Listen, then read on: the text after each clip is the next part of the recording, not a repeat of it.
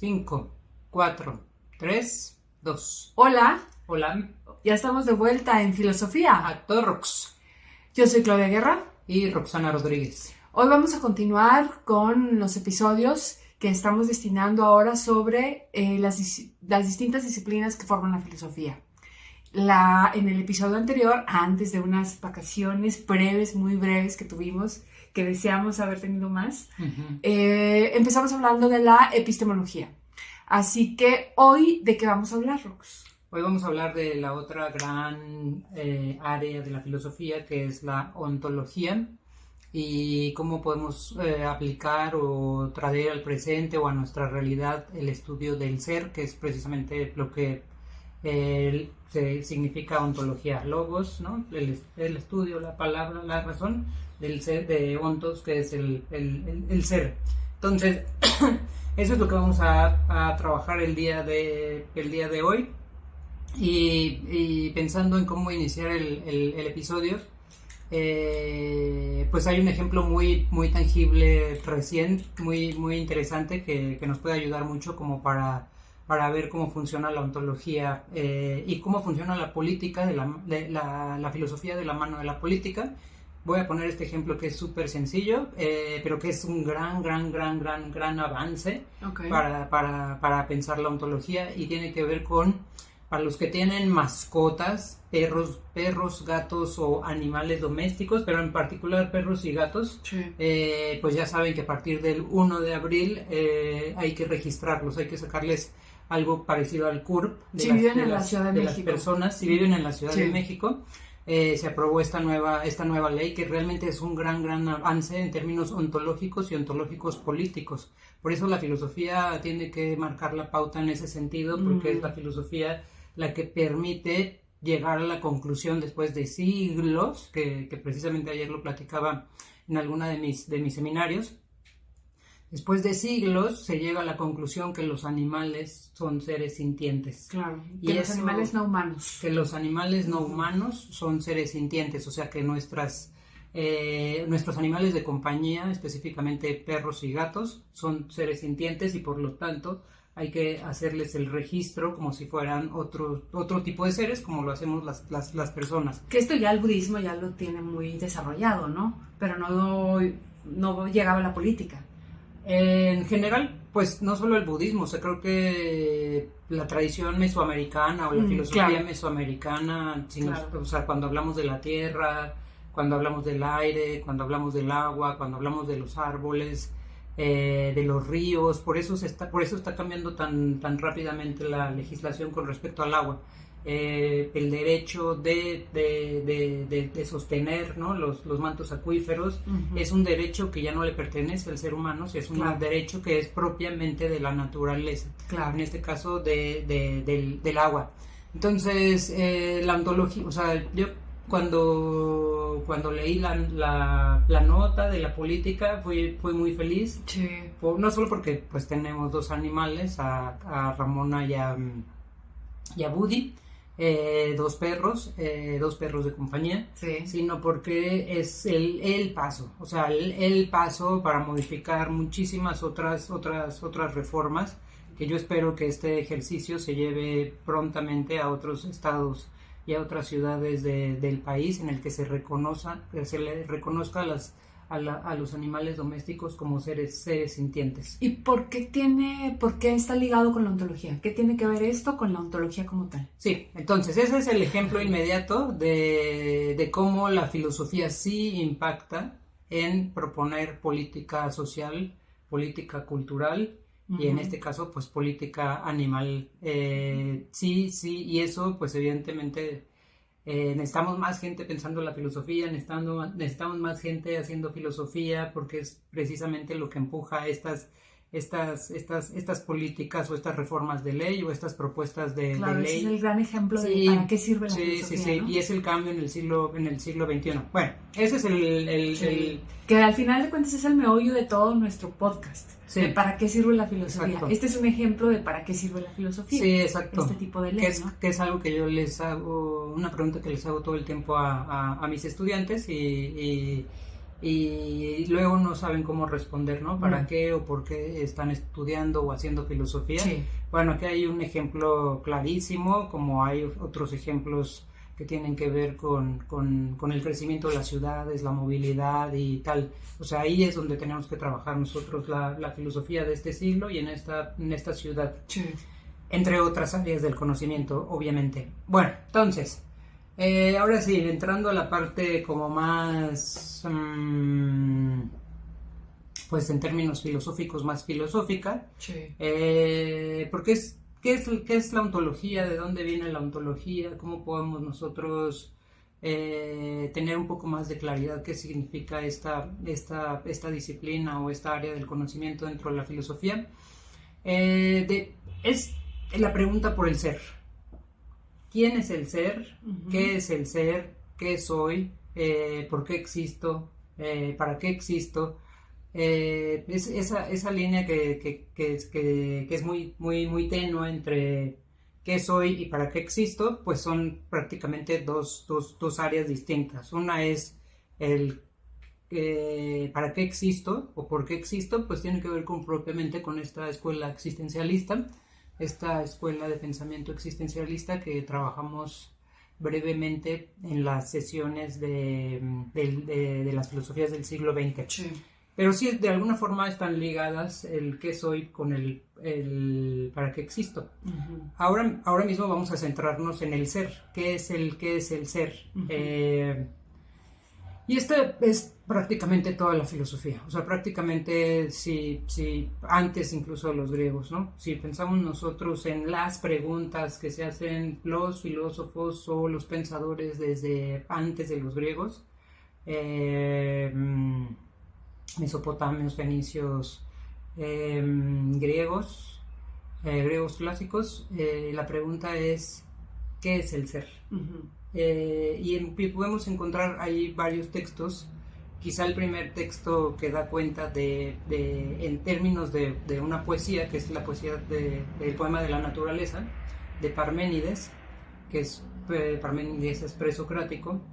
En ese poema de la naturaleza, que lo pueden googlear en internet, ahí seguramente encontrarán fragmentos. No está todo el poema porque son de los textos que desaparecieron, se quemaron en tantos siglos, ¿no? Entonces no están completos los textos, pero si ustedes googlean el poema del Parménides, pues ahí, el poema de la naturaleza de Parménides, ahí encontrarán una referencia al ser no ser.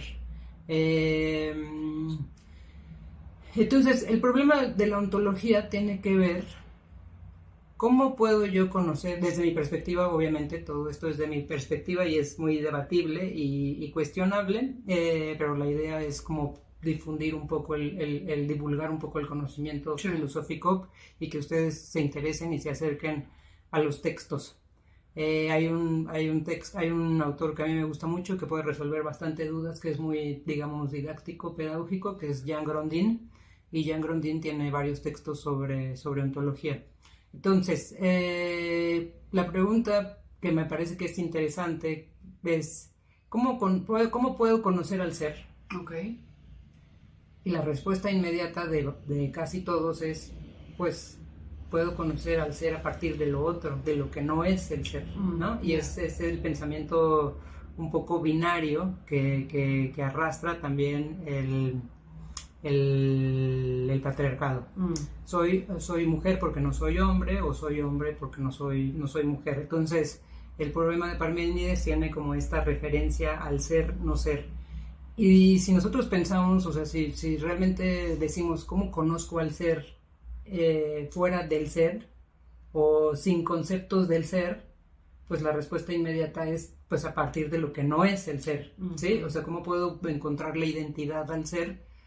Pues buscando lo que no es el ser. Okay. Entonces esa es una lectura que se hace durante varios siglos, ¿no? El primero que empieza a pensar el ser es pues esto, Parménides, y después de Parménides pues viene toda la tradición griega, Sócrates, Platón, Aristóteles, obviamente la Edad Media, San Agustín, Santo Tomás, o sea, prácticamente hasta la fecha, hasta el siglo XXI, hasta lo que yo hago tiene que ver con la ontología.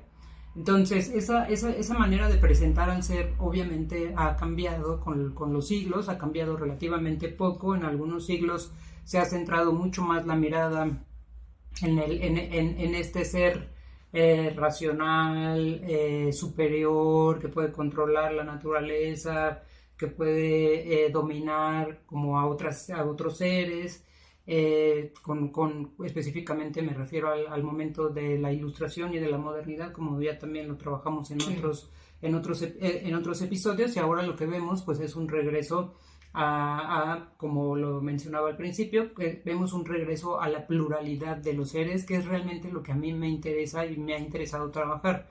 La tradición clásica habla de lo uno, de la unidad, de lo universal, por eso es universal, porque tiene que ver con cómo a partir de las disciplinas, de estas disciplinas, ontología y epistemología, logramos la universal validez de algo, ¿no? La universal validez de la filosofía, la universal validez del ser, la universal validez de la verdad, la universal validez de... ¿Sí? Sí. Entonces, ese planteamiento lo que ha generado pues son los binomios. Día, noche, cielo, tierra, blanco, negro, mujer, hombre. Y esos binomios, como ya también lo hemos trabajado en otros momentos, pues lo que ha generado es precisamente una parte jerárquica, ¿no? Sí. El hombre tal es superior a los animales. El hombre como ser animal es superior a los otros seres animales no racionales y tal. Y ya sabemos que de alguna forma eso también nos ha generado mucho conflicto social, muchas guerras, mucha hambruna, muchos problemas incluso existenciales. Entonces un poco la ontología se ha encargado de estudiar al ser en esa primera unidimensión, sí, por varios siglos, y en lo que va de finales del siglo XX a lo que llevamos de este siglo, pensar el pluralismo ontológico. Y afortunadamente también, como la epistemología, pues han recuperado otras áreas del conocimiento, pensar por ejemplo la ontología política o la ontología social o la ontología cultural o la ontología, incluso en programación, esto es bien interesante, se habla de una ontología informática. Ay, ¿cómo es eso, Rox? Pues también tiene que ver con la parte de los binomios, ¿no? 0, 1, 0, okay. Cuando se hace programación, el 0, 1 tiene que ver con todo ese lenguaje. Acordémonos que finalmente estamos hablando del lenguaje tanto en programación, sí, como en filosofía, y pues evidentemente eso nos acerca de alguna u otra forma. Entonces también se habla del ser. ¿Esto qué quiere decir? Esto nos lleva a una primera conclusión. Cuando hablamos del ser, no estamos hablando única y exclusivamente del ser humano. Uh-huh. Cuando hablamos del ser, estamos hablando, por ejemplo, del ser mesa, del ser micrófono, del ser podcast, del ser Claudia y Roxana, del ser lápiz, del ser libro, del ser Ramona, del ser Ramona, del ser Budi. O sea, sí, ahí ese es el primer rompimiento que quizá es importante hacer o tener claro. El ser, cuando hablamos del ser, no estamos hablando única y exclusivamente del ser humano, okay, de las personas, de los sujetos, de los individuos, sí, sino que estamos hablando de todos los seres con los que interactuamos. Entonces, Parménides en los griegos, después les digo, viene todos los griegos bastante conocidos, Sócrates, Platón, Aristóteles. Viene la Edad Media con los santos, ¿no? Santo Tomás, San Agustín, y después entra el Renacimiento, y quizá el que me parece a mí que es el segundo más relevante por el rompimiento que hace con este pensamiento del ser, o los segundos más importantes que vienen después con el Renacimiento, son por un lado Descartes y por otro lado Spinoza. Estamos hablando finales de 1500, 1600, ya de nuestra era. Descartes va a pensar y aquí ya entra como la parte metodológica de cómo nosotros podemos entender al ser, a diferencia de la otra gran disciplina que es la metafísica. Claro. Entonces, la metafísica y la ontología se pueden entender de tres formas. Se pueden entender metafísica y ontología de manera sinonímica, o sea, como sinónimos, como que estudian lo mismo, estudian al ser. Esa es una forma de entenderlo. La otra forma de entender es la metafísica contiene a la ontología, o sea, jerárquicamente la metafísica tiene más punch que la ontología. Ese sería el segundo nivel. Y el tercer nivel, que es el que a mí me interesa trabajar y con el que he trabajado las fronteras, y la ecología del afecto, e incluso la escritura, es la ontología y la metafísica son dos cosas distintas. Y son dos cosas distintas porque la metodología nos permite diferenciar de una metafísica de una ontología, y aquí es donde entran Descartes y Spinoza, y a mí me dio mucha claridad leer a Descartes para poder entender esta diferencia entre metafísica y ontología. Y entonces, para mí, la metafísica es lo que puede explicar al ser fuera del ser, y la ontología es lo que explica al ser siendo el ser. Y aquí pongo el ejemplo de Descartes. Descartes, este filósofo que se conoce por el pienso luego existo. El pienso luego existo, el pensar, está sustentado en la sustancia. Y la sustancia, a su vez, está suspendido o sustentado en Dios.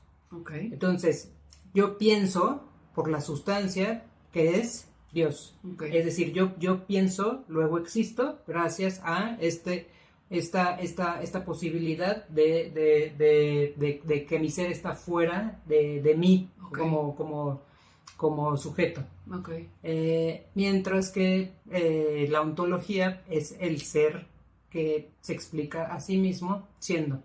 Yo me puedo explicar a mí misma siendo, viviendo, actuando, hablando, pensando. No necesito de una sustancia, mucho menos de un Dios, que me faculte para existir, para pensar, para ser. No sé si queda más o menos claro esta idea. Entonces, es ahí en ese momento donde con Descartes, precisamente, antes de Descartes todavía se pensaba que la metafísica comprendía todos estos escenarios, ¿no? Porque la metafísica contenía la ontología, e incluso pues muchos de los textos se refieren a Aristóteles, ¿no? Tiene el texto de la metafísica. Y muchos otros, Platón, ¿no? Pero ya un poco comprendiendo la idea de Descartes se entiende por qué Platón, por ejemplo, es metafísico, porque Platón se basa en la idea, en el eidos. Entonces ahí ya podemos nosotros diferenciar, ¿no? Teniendo clara la metodología de lo que es para la metafísica y lo que es para la ontología, podemos diferenciar, claro, este autor, este filósofo es metafísico y este otro filósofa es ontólogo. Entonces, Descartes es ontólogo. Metafísico. Es metafísico porque él a la sustancia le asigna esa posibilidad de que depende de esa sustancia el que yo piense. Y por lo tanto, ya al pensar existo. Igual que Platón. Son metafísicos por esa idea. ¿Y ontólogos quiénes son? De que el ser está en sí mismo. Ese es el gran debate del siglo de finales del siglo XX y de lo que llevamos del XXI.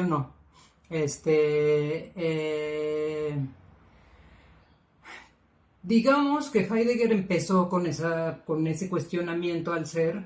Digamos que Heidegger fue el que planteó esa. Ya está Heidegger, acuérdense, ya es filosofía del siglo XX, eso ya también lo revisamos en filosofías del siglo XX, existencialista, fenomenólogo, hermeneuta, colega de contemporáneo de Husserl, y maestro por ejemplo, de grandes otros filósofos presentes todavía. Heidegger es el primero que se plantea este cuestionamiento a la metafísica, y es el primero que propone, vamos a pensar al ser desde la ontología, vamos a hacer un pensamiento del ser desde la ontología. Sin embargo, Derrida, que es un muy buen lector de Heidegger, diría, no lo logró. O sea, el ser de Heidegger sigue siendo metafísico y no un ser de la ontología. Okay. Entonces está ese debate, pero digamos que ese rompimiento importante se empieza a dar en el siglo XX. Antes del siglo XX todavía se pensaba que todo lo que tenía que ver con el ser era metafísica, metafísica como sinónimo de ontología, o metafísica como superior a la ontología. Y entonces ligado a esa otra sustancia. Sí, ligado a una sustancia fuera del propio ser. Y de hecho, en 1800 se acuña, digamos, la palabra ontología como tal con un autor que ahora les digo su nombre, pero sí es hasta 1800 que realmente la palabra o el concepto o la disciplina de ontología se empieza a pensar de manera como independiente de la metafísica. Esa parte es la que me parece como muy, muy interesante cuando estudiamos la filosofía, porque normalmente nos hablan de la metafísica, y hasta finales del siglo XX no sé si te acuerdas que había estos libros de metafísica, ¿no? Que eran libros como lo que ahora sería coaching. Ay, sí, puede ser. Y lo que pasa con el siglo XXI y el coaching, para ponerles otro ejemplo, ¿no? del alcance de la filosofía, lo que pasa con el siglo XXI y el coaching, que es el coaching que está pensando ya propiamente en la ontología. O sea, está pensando en el ser. O sea, recupera el coaching, que obviamente yo no estoy muy a favor de los coachings en general. De los coaches de vida. De los coaches de vida. Pero lo que hace mucho el coaching o el coach de vida es recuperar la parte como más superficial de la filosofía, de la ontología en particular, y aplicar como todo ese conocimiento a pues esas consultorías, terapias. O sea, la filosofía está en todos lados, claro, hacia donde voltemos, y la ontología está en todos lados, hacia donde queramos voltear, está ahí la ontología. Diríamos que las charlas motivacionales que tratan de animarnos para sostenernos en esta época caótica de que tú puedes, tu ser, y concéntrate, y la calma, y lo que te mantiene tranquilo, etcétera, etcétera. Todas esas son expresiones o enunciados que vienen de la ontología. Sí, y de los griegos. Hay muchas referencias de estas maneras de ser, de estas maneras de estar en el mundo. Okay. Que, por ejemplo, los hedonistas, ¿no? Disfruta la vida, vive la vida, vive el día, pues eso es 100%. Contempla, ¿no? O sea, entonces todas estas prácticas que vemos en la actualidad, ya sea con los coaches, en terapia, en ¿cómo se llama? En mindfulness, sí, todas vienen, abrevan de la ontología. Sí, de la filosofía. Todo tiene que ver con el ser y con el estudio del ser. Al final del día estamos viviendo la filosofía todo el tiempo. Sí, o sea, uno podría leer a San Agustín, a Santo Tomás, a Descartes en sus meditaciones. O sea, Descartes se va a meditar porque no puede con el mundo, entonces medita, ¿no? Sí. ¿Cuánta gente acá no claro, encuentra la paz? ¿Cómo todos necesitamos meditar? Sí. Entonces, sí, la diferencia otra vez, como lo revisamos en epistemología, recordar el ama ya es lo que quieras, de San Agustín. Ajá, exacto. Tal cual, ¿no? Sí, de ahí salen muchas, o sea, la diferencia como lo marcamos en epistemología es no todos hacen teoría del conocimiento, claro. No todos, o sea, tampoco relativicemos, no todos hacen ontología.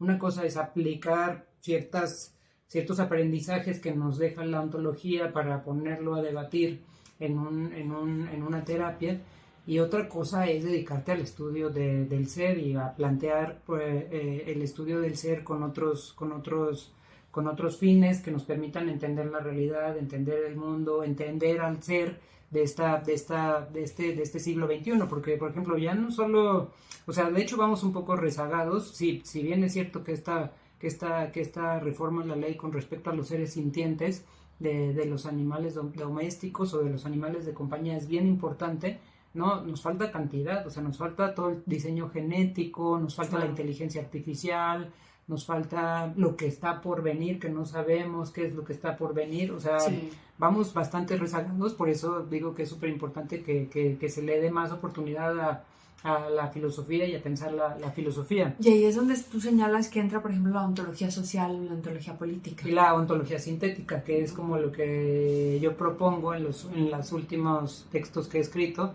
que tiene que ver con, por un lado, la ontología política con el trabajo de la frontera y la migración, o sea, cómo el ser migrante tiene que ver con el ser frontera y cómo encontramos esa relación, ser migrante, ser frontera. No solo estamos hablando de una persona y un muro, sino de todo lo que implica en términos del estudio del ser.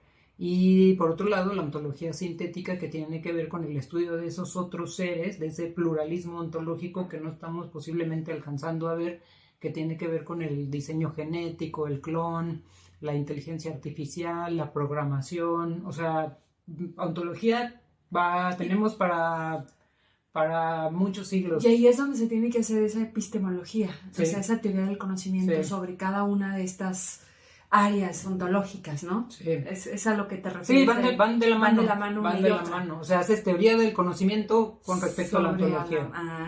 Ahora sí. O sea, haces epistemología y ontología. Claro. Y esto obviamente nos va a llevar, si nosotros empezamos a trabajar en términos ontológicos, el ser, los seres sintientes, nos va a llevar a proponer una ética distinta. Claro. Y nos va a llevar a proponer una estética distinta. Y al estar haciendo esa propuesta, estamos haciendo epistemología. Y al estar haciendo esas propuestas. La metodología, la epistemología. Y la epistemología nos va a permitir hacer cambios en la política social. Claro.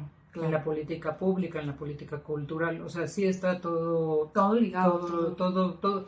Y bueno, parece raro, pero si nosotros pensamos en cómo iniciaron los griegos, pues los griegos empezaron pensando la filosofía a partir de pensar la ciudad. Claro. A partir de pensar el demos, a partir de pensar la polis, a partir de pensarse ellos como ciudadanos políticos.